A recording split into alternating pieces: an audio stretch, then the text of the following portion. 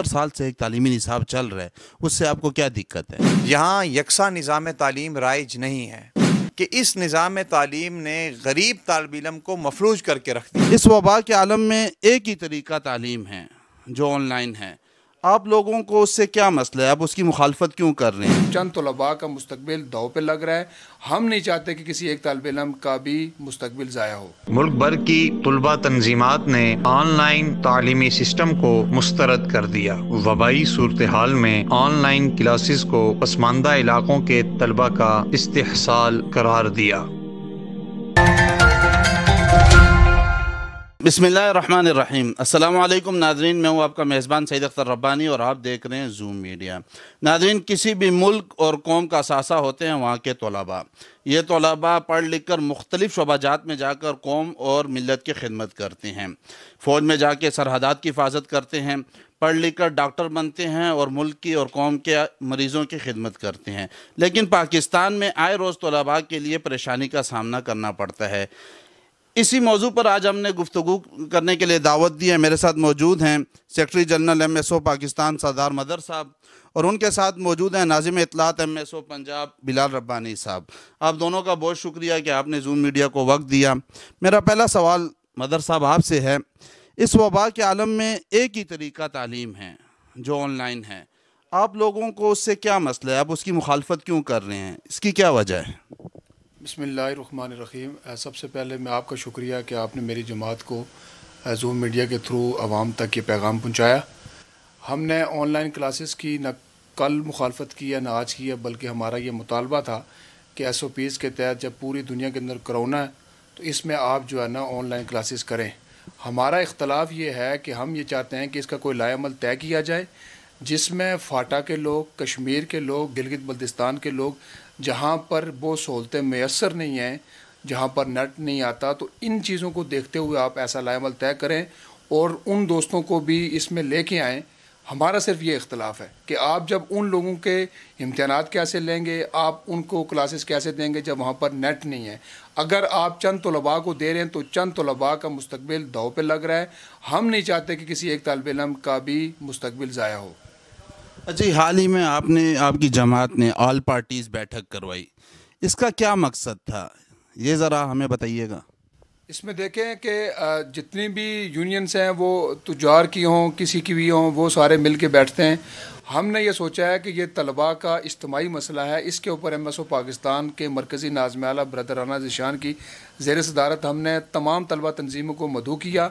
मदऊ करने के बाद हमने ये कहा कि हम हुकूमत पाकिस्तान से एक ऐसी कमेटी बनाएंगे जो वफाकी वज़ीर शफ़क़त महमूद साहब से मुलाकातें करके तलबा के जो मसाइल हैं ये हल करेंगे। इस पर हमने ये बैठक बुलाई। तमाम तलबा तंजीमें आई, इस्लामी जमीयत से लेके अंजुमन तलबा इस्लाम से लेके स्टेट यूथ तक तमाम तलबा, MSF, PSF, NSF सारी तलबा आई और वहाँ पर क़यादत ने मुत्तफ़िक़ा तौर पर ये करारदाद पास की कि जो तलबा के मसाइल हैं, इस कोरोना वबा की वजह से जो लोगों का मुस्तकबिल तबाह है, वालिदैन परेशान है, फ़ीसों की वजह से तलबा परेशान है। जो तलबा ख़ुद ट्यूशन पढ़ा कर अपनी फ़ीसें अदा करते थे, अब वो ट्यूशन नहीं पढ़ा रहे, वो फ़ीसें कैसे अदा करेंगे? जिन वालिदैन जो काम काज करके अपने बच्चों की फ़ीसें देते थे, अब काम काज नहीं है तो वो फ़ीसें कैसे देंगे? तो ये जितना बोझ है ना वालिदैन के ऊपर पड़े, ना स्टूडेंट्स के ऊपर पड़े, ना हुकूमत के ऊपर पड़े। हमारा ये मौक़िफ़ था कि इसको तकसीम किया जाए। इस बोझ को कुछ जो है ना हुकूमत पाकिस्तान भी ले और कुछ वालिदैन ले। अब सारी की सारी चीज़ें आप वालिदैन के ऊपर, तलबा के ऊपर कर रहे हैं, तो ये हम कभी बर्दाश्त नहीं करेंगे। हमारा ये मौक़िफ़ है बड़ा वाज़ेह सा कि भाई तलबा को रिलीफ़ दिया जाए जैसे आपने बाकी चीज़ों में दी है।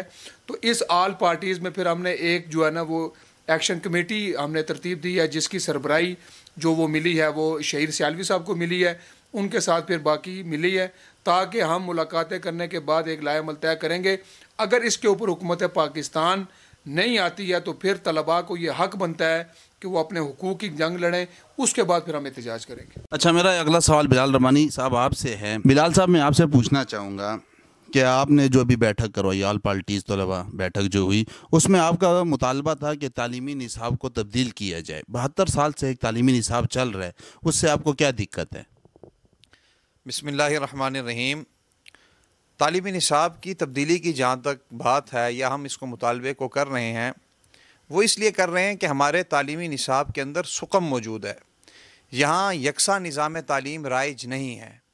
یہاں امیر کے لیے الگ نظام تعلیم ہے، غریب کے لیے الگ نظام تعلیم ہے، بلکہ آپ یوں کہے کہ اس نظام تعلیم نے غریب طالب علم کو مفلوج کر کے رکھ دیا ہے.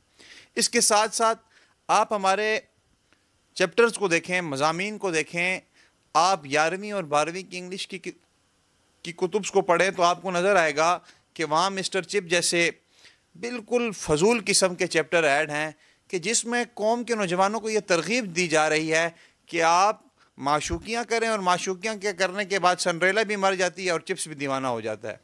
بات یہ ہے کہ آپ کے نصاب تعلیم کے اندر ضروری ہے کہ آپ اصطلاحات لے کر آئیں. اگر آپ اصطلاحات نہیں لے کر جاتے تو آپ کا معاشرہ بگاڑ کی طرف جائے گا. جب آپ تعلیم ہی معشوقیوں کے دے رہے ہیں، جب آپ معاشرے کے اندر گندگی پھیلا رہے ہیں بذریعہ تعلیم، تو آپ کا یہ معاشرہ کبھی سدھر نہیں سکتا. ہم یہ کہتے ہیں کہ یہ جو فضول قسم کے، بونڈے قسم کے، جو کہ مشرقی اقدار اور اسلام کے خلاف مضامین ہیں، ان کو نکال کر اس قوم کو آپ سیدنا صدیق اکبر کی تعلیمات پڑھائیں، سیدنا فاروق اعظم، سیدنا عثمان غنی، حضرت علی رضی اللہ تعالیٰ عنہ، سیدنا معاویہ جیسے روشن کردار آپ پڑھائیں.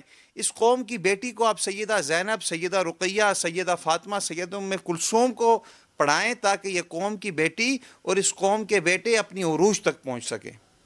چلیں، بہت شکریہ. میرا اگلا سوال آپ سے ہے. آپ کی طرف سے مطالبہ آتا ہے کہ مدارس دینیہ کو کھولا جائے. آپ بھی جانتے ہیں، ہر بندہ جانتا ہے کہ اس ٹائم ملک میں کرونا کی وبا جو ہے وہ موجود ہے. یہ مطالبہ کر کے آپ کو نہیں لگتا کہ آپ زبردستی لوگوں کو بیمار کرنا چاہتے ہیں؟ دیکھیں، ایک وبائی صورتحال ہے، اور اس وبا، یہ کوئی ایسی وبا نہیں ہے کہ جس وبا نے بہت جلد ختم ہو جانا ہے. اس وبائی صورتحال کے اندر کاروبار کھولے گئے، اس وبائی صورتحال کے اندر ٹرانسپورٹیشن کھولی گئی، اس وبائی صورتحال کے اندر دیگر ضروریات زندگی کی تمام چیزیں کھول دی گئی ہیں. تو ہمارا یہ سوال ہے کہ مدارس دینیہ کیوں نہیں کھولے جا رہے؟ ایس او پیز کے تحت ہمارا یہ مطالبہ ہے کہ آپ مدارس دینیہ کو کھولیں. اس ٹائم بھی آپ دیکھیں کہ جس طبقے نے سب سے زیادہ رولز فالو کیے ہیں وہ آپ کا یہ مذہبی طبقہ ہے. مساجد کے اندر آپ دیکھیں سب سے زیادہ ایس او پیز کہاں فالو ہوتی ہیں؟ آپ کی مساجد میں ہوتی ہیں. اس لیے یہ طبقہ معاشرے کا سب سے سدھرا ہوا اور سب سے پڑھا لکھا طبقہ ہے. ہم یہ کہتے ہیں کہ ان وباؤں کے اندر آپ قوم کو بند نہ کریں، آپ اللہ رب العزت سے تعلق جوڑیں، اور اللہ رب العزت سے تعلق جوڑنے کا سب سے بہترین ذریعہ قرآن پاک ہے. ہم یہ کہتے ہیں آپ قرآن پاک کی تعلیم کو کھولیں. ٹھیک ہے، آپ ایس او پیز کے تحت کھولیں، طالب علموں کو آپ فاصلے کے ساتھ بٹھائیں، ماسک کا استعمال کریں، تاکہ اللہ رب العزت کا رحمت اور اللہ رب العزت کا جو قرب ہے وہ ہمیں حاصل ہو، اور اللہ رب العزت ہمارے اوپر سے اس وبا کو ختم کریں گے. ہمارا کسی کو بیمار کرنے کا مقصد نہیں ہے. بیماری تو بازار میں بھی لگ سکتی ہے، لوگ اتنے بازاروں میں پھر رہے ہیں. بات یہ ہے کہ آپ مدارس دینیہ کو کھولیں اور ایس او پیز کے تحت کھولیں، اور آپ اس چیز کا یقین رکھیں کہ یہ وہ طبقہ ہے جو رولز کو سب سے زیادہ فالو کرتا ہے. مدر صاحب، آپ کی طرف واپس آتے ہیں. آپ کی جو جماعت ہے ایک طلباء جماعت ہے، لیکن ہم دیکھتے ہیں آپ ہمیشہ احتجاج کی طرف جاتے ہیں.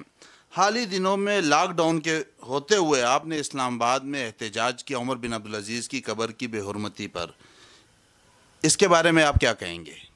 اس میں ایسا ہے کہ جی دیکھیں، ہمارا احتجاج کرنے کا کوئی نہ شوق ہے، نہ ہم یہ چاہتے ہیں کہ طلباء روڈ کے اوپر آئیں.